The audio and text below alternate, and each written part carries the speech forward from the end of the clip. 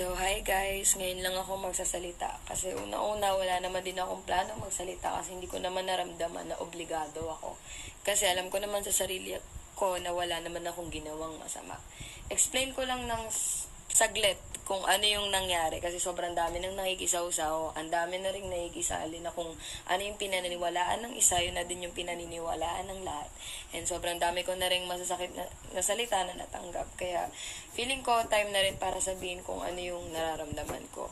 And to make it short, punta tayo nung June 1. June 1 ako dumating dito kasi nakapag-usap kami ni Da.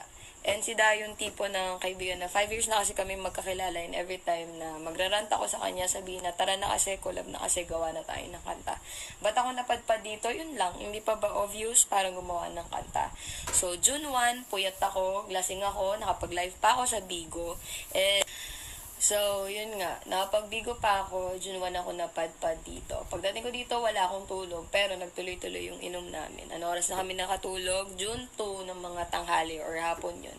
And then, nagising kami kasi ginising kami ng friend namin dito na, uy, trending na pala kami. So, nagulat ako. Kasi unang-una, nakapag-update ako sa nanay ko pagkarating ko dito. May mga pruweba ako na nag-send pa ako ng picture namin ni Ate Najila na nandito ako kilada.